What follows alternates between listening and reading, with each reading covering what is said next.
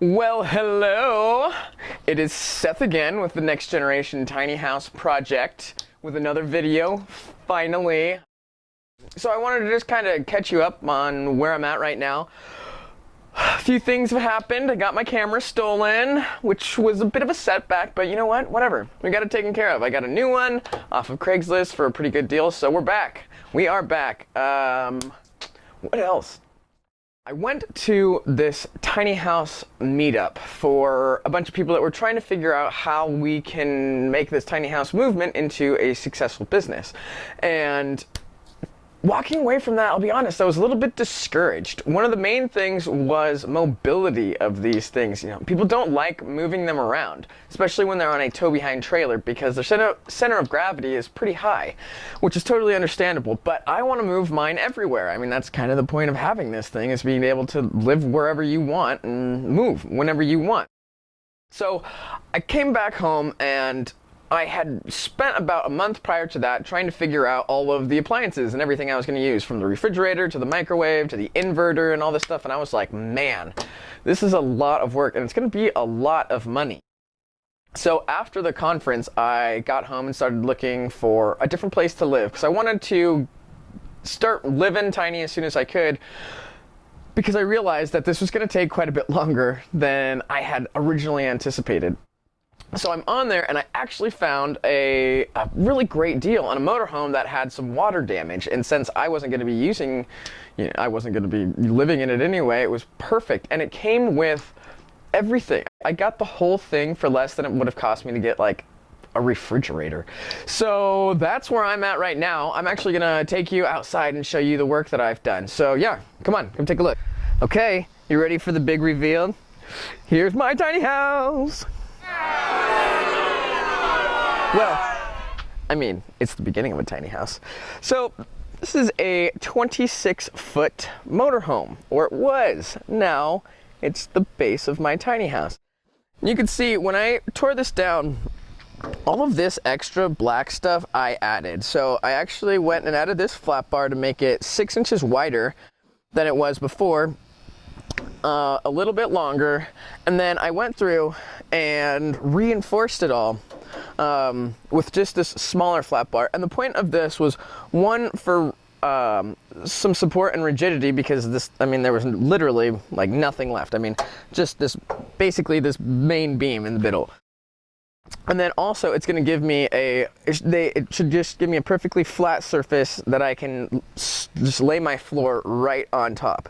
So yeah, that's what I have been doing these last few weeks. I was able to place these tanks, which, let me tell you guys, placing those tanks was a lot more difficult than I anticipated. So for future reference, if you plan on putting your tanks underneath in your structure, plan it out, because there's so many different types of shapes and sizes out there.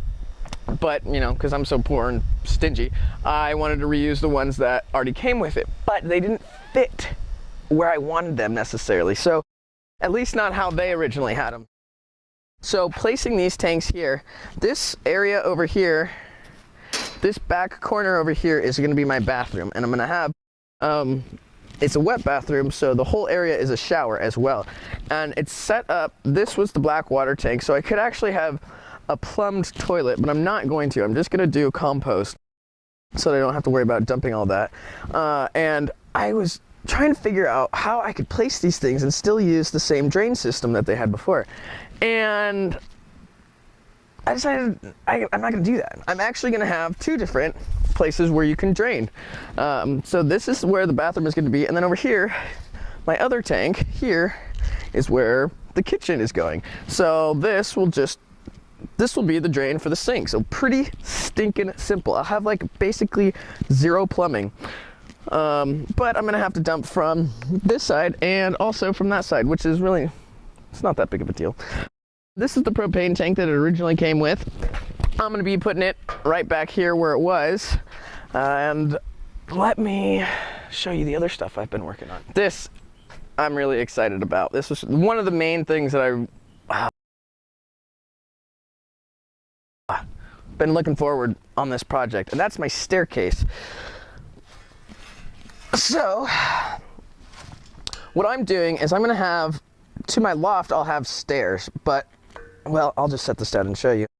So this structure here is, this is going to actually be the wall. It'll be buried in the wall. It will be the supports for the wall. And so what we've got going on here is this, okay, let's see if we can, I'll just put it here. Well, okay, you can see this angle iron right here. This is the inside. This is placed so that I can just set my wood on these things and frame the rest out of lumber for my interior stairs. You can notice this is a small section. This is actually only one of two pieces. So this height here, where it comes up to, that is the height of the cab.